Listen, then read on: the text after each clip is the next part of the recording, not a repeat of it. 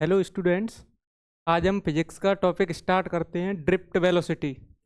तो drift velocity क्या होता है? देखिए, हमारे पास कंडक्टर है।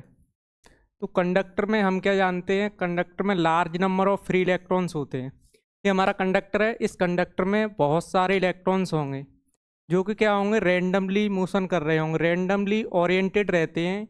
ये इलेक्ट्रॉन जब रैंडमली ओरिएंटेड होते हैं, रैंडमली का मतलब होता है इनकी डायरेक्शन फिक्स नहीं होती है।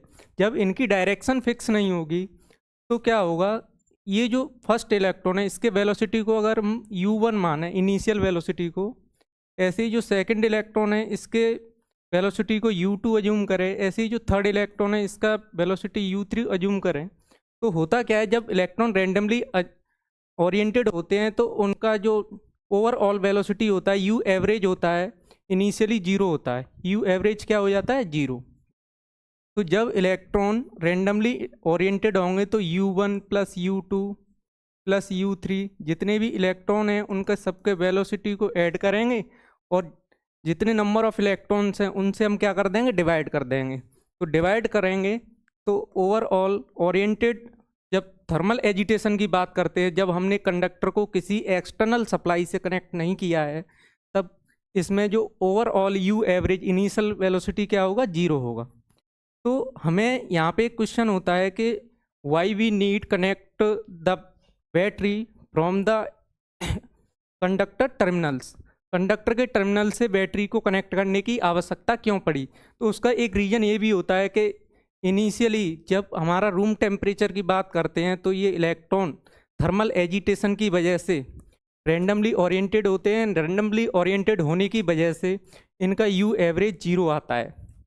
तो अब क्या है, हमें एक ऐसे बैटरी की या एक्सटर्नल सोर्स की रिक्वायरमेंट होती है जो इन इलेक्ट्रॉन्स को एक एक्सटर्नल एनर्जी प्रोवाइड कर सके। तो उस एक्सटर्नल एनर्जी को प्रोवाइड करने के लिए हम इस कंडक्टर से एक बैटरी को कनेक्ट करेंगे और उस बैटरी को कनेक्ट करने के बाद इस कंडक्टर के जो इलेक्ट्रॉन्स थे, इसमें हम जो इलेक्ट्रॉन अभी डिस्कस कर रहे थे ओरिएंटेड रैंडमली डायरेक्शन में ओरिएंटेड थे, वो सब क्या होते हैं, एक पर्टिकुलर डायरेक्शन में आ जाते हैं। जैसे हमने एक एक्सटर्नल सोर्स अप्लाई कर दिया, इसके पास है 20 वोल्ट की बैटरी से हमने इसको कनेक्ट किया, तो होगा क्या, ये पॉजिटिव टर्मिनल है बैटरी का, ये नेगेटिव टर्मिनल है और इसका कुछ ईएमएफ होगा ई। तो ये जो पॉजिटिव टर्मिनल है बैटरी का, वो इसमें जो large number of free electrons थे जो रैंडमली डायरेक्शन में ओरिएंटेड थे, वो इलेक्ट्रॉन क्या होंगे, एक फोर्स अप्लाई होगा F equal to q e. जब भी हम किसी इलेक्ट्रॉन पर एक एक्सटर्नल V वोल्टेज की बैटरी लगाते हैं तो वहाँ पर एक एक्सटर्नल फोर्स काम करने लगता है जिसको बोलते हैं हम F equal to q e. और इसकी जो डायरेक्शन होगी वो डिपेंड करेगी नेचर ऑफ द पार्टिकल। जो पार्टिकल का नेचर होगा, अगर पॉजिटिव पार्टिकल है तो ये रिपेल करेगा। तो ये क्या, पॉजिटिव टर्मिनल, इसमें इलेक्ट्रॉन थे, इलेक्ट्रॉन पे चार्जेस होता है नेगेटिव, तो नेगेटिव चार्जेस पर ये क्या करेगा, एक अट्रैक्शन फोर्स अप्लाई करेगा। तो पॉजिटिव टर्मिनल पे अट्रैक्शन फोर्स काम करेगा तो ये टुवर्ड्स द पॉजिटिव टर्मिनल क्या करने लगेंगे, मूव करने लगेंगे। ऐसे ही यहाँ भी इलेक्ट्रॉन होंगे तो ये भी towards the positive terminal move करने लगेंगे। जब ये मूव मोशन में आएंगे तो मोशन ऑफ द चार्ज क्या होता है, हमारा करंट। इस कंडक्टर में क्या फ्लो होने लगेगा, करंट, इस वायर से होके, और उस करंट की डायरेक्शन इधर होती है opposite to the motion of the electron. जब अपोजिट डायरेक्शन में होगी तो इसमें क्या होगा, इसमें डायरेक्शन देखिए, इलेक्ट्रॉन तो हमारे towards the positive terminal move कर रहे हैं, तो जो करंट की डायरेक्शन होगी वो क्या होगी, opposite to the motion of the electron. तो ये होगी हमारी करंट की डायरेक्शन। अब ये करंट की डायरेक्शन होने की वजह से देखिए हुआ क्या, इस कंडक्टर की कुछ लेंथ होगी और उस लेंथ को हम अज्यूम कर ले रहे हैं small L. Small L length का क्या है, हमारे पास कंडक्टर है और इस कंडक्टर पर अब देखिए 20 वोल्ट की हमने बैटरी लगाई थी, उस बैटरी की वजह से यहाँ पर एक इलेक्ट्रिक फील्ड जनरेट हो जाएगा और उस इलेक्ट्रिक फील्ड की जो वैल्यू होगी वो क्या होगी हमारे पास, E equal to v divided by length of the conductor. यहाँ पर ये इलेक्ट्रिक फील्ड जनरेट हुआ, इस इलेक्ट्रिक फील्ड की वजह से एक फोर्स काम करेगा इलेक्ट्रॉन पर और उस फोर्स की वैल्यू किससे दी जाएगी, F equal to q e, जो हमने बताया था। अब देखिए Q यहाँ पर क्या है, Q is the charge of the particle. तो इलेक्ट्रॉन पर जो चार्ज होता है वो क्या होता है, माइनस ई। तो यहाँ पे हम जो अगर फोर्स की वैल्यू लिखना चाहेंगे तो F इजिकल टू क्या हो जाएगा, क्यू ई, और क्यू की जगह पर क्या रखेंगे, क्यू की जगह पर रखेंगे चार्ज ऑफ द पार्टिकल। तो पार्टिकल पे चार्ज क्या होगा, माइनस ई। जब यहाँ पे पुट करेंगे हम तो फोर्स कितना मिल जाएगा, माइनस ई, और ई की वैल्यू यहाँ से पुट कर दीजिए इक्वेशन फर्स्ट से, और इसको डाल दीजिए equation 2, putting the value of e in equation 2। तो we get f equal to minus e into v by l. It is equation number 3। ये आपको फोर्स मिल गया इस कंडक्टर पे, जो इस कंडक्टर के इनसाइड में large number of free electrons थे, उनमें से किसी एक इलेक्ट्रॉन पर जो फोर्स लग रहा होगा वो कितना लग रहा होगा, f equal to minus e v upon l. ये फोर्स क्या कर रहा है, यहाँ पर काम कर रहा है। इसको इक्वेशन हमने क्या डाल दिया, 3 इक्वेशन डाल दिया। अब देखिए इस फोर्स की वजह से यहाँ पर जो इलेक्ट्रॉन मोशन में आएगा, मोशन में जब भी कोई चीज, कोई भी पार्टिकल जब स्टार्टिंग रेस्ट से मोशन में जाता है तो वहाँ पर एक एक्सीलरेशन प्रोड्यूस हो जाता है, और उस एक्सीलरेशन को हम क्या करेंगे, कैलकुलेट करेंगे। तो हम एक्सीलरेशन निकालेंगे a equal to f by m. M क्या है, मास ऑफ द इलेक्ट्रॉन। इसको एम ना लिख करके एम ही लिख देंगे, जिससे पता चल जाएगा कि यहाँ पर जो मास है वो किसका मास है, इलेक्ट्रॉन का मास है। तो यहाँ पर पुट करेंगे एफ की वैल्यू हमने प्रीवियस स्लाइड में जो कैलकुलेट की थी, f equal to q e फॉर्मूले से, वो आया था हमारे पास माइनस ई ई। यहाँ पे हम पुट करेंगे, putting the value of force in equation 4। So we get equation 4, a equal to minus e upon m. ये हमारे पास आ गया एक्सीलरेशन ऑफ द पार्टिकल। इसको इक्वेशन 5 डाल देंगे, और जैसे ही हमें पता है एक्सीलरेशन आ गया पार्टिकल। अब देखिए इस फॉर्मूले को ड्राइव करने के लिए ड्रिफ्ट वेलोसिटी को कैलकुलेट करना है। हमारा मोटिव है वेलोसिटी कैलकुलेट करने का। जब भी आपको एक्सीलरेशन से वेलोसिटी कैलकुलेट करना हो तो एक दो मेथड है यहाँ पे। एक तो इनिशियली हम v equal to u plus a t से कैलकुलेट कर सकते हैं, अदरवाइज हमारे पास एक मेथड होता है डिफरेंशिएशन और इंटीग्रेशन मेथड।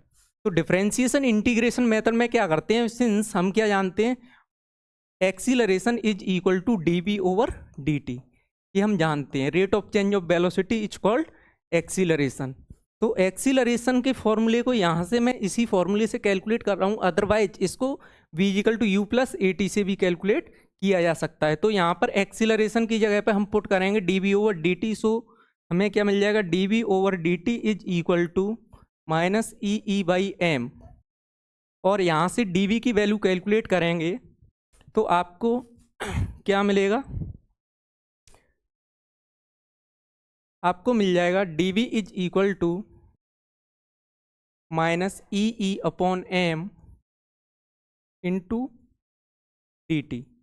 अब देखिए जब भी आपको डिफरेंशिएशन की फॉर्म में वेलोसिटी दिखे, डिफरेंशिएशन की फॉर्म में मास दिखे, डिफरेंशिएशन की फॉर्म में कोई भी चीज़ डिफरेंशिएशन की फॉर्म में हो और उसको आपको ओवरऑल कैलकुलेट करना हो, देखिए ये जो हमने वेलोसिटी कैलकुलेट किया है या फोर्स कैलकुलेट किया है वो ओनली 1 इलेक्ट्रॉन पे किया है, लेकिन ऐसा तो होगा नहीं। हमारे जो कंडक्टर था उसमें large number of free electron present थे, तो हमें तो ओवरऑल पूरे जो कंडक्टर का वेलोसिटी है, सारे इलेक्ट्रॉन्स का वेलोसिटी कैलकुलेट करना है। तो सारे इलेक्ट्रॉन्स का वेलोसिटी कैलकुलेट करने के लिए आप उससे क्या कर देंगे, इंटीग्रेट कर देंगे। और देखिए इंटीग्रेशन में क्या करेंगे, आप इंटीग्रेट करेंगे और इंटीग्रेशन, देखिए इनिशियल वेलोसिटी क्या था, 0 था। मैंने अभी प्रीवियसली क्या डिस्कस किया था कि यू एवरेज क्या हो जाता है, 0 हो जाता है due to thermal agitation, large number of free electron oriented in the random direction.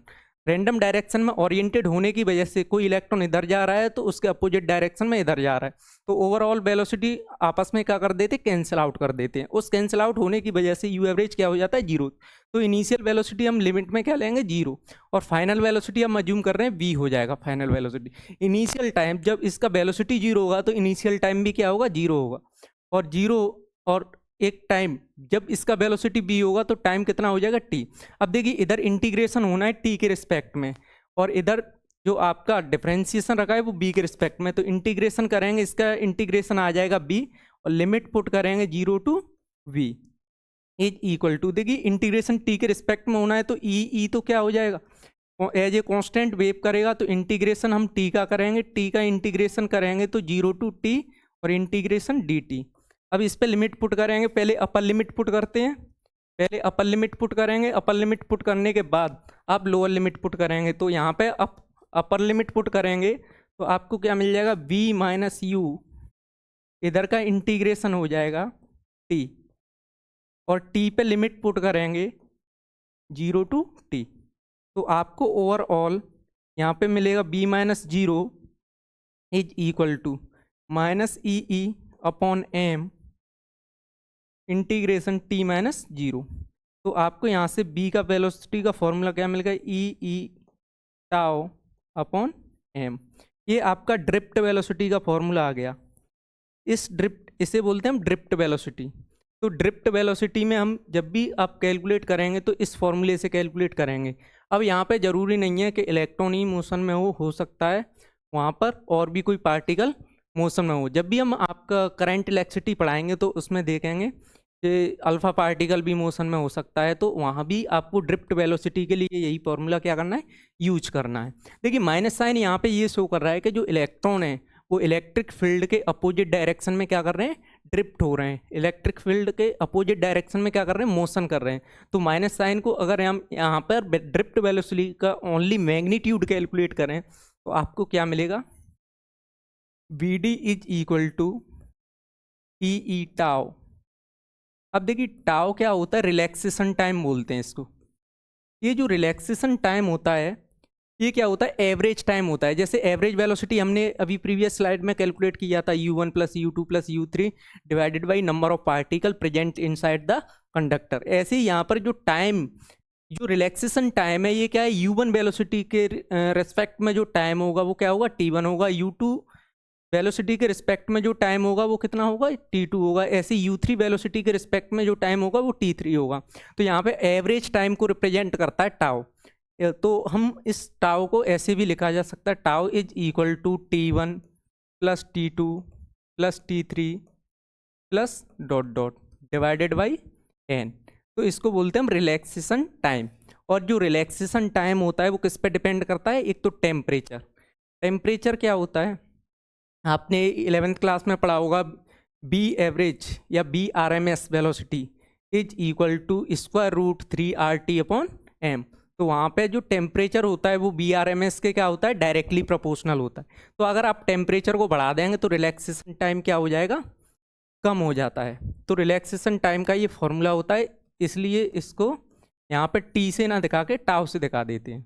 तो ये आज हमने पूरा एक्सप्रेशन फाइंड आउट कर लिया है, और जो इसका नेक्स्ट पार्ट है उसे हम नेक्स्ट क्लास में देखेंगे। तो यहीं पर इस क्लास को क्या करते हैं, स्टॉप करते हैं, और नेक्स्ट मिलेंगे नेक्स्ट क्लास में। Thank you.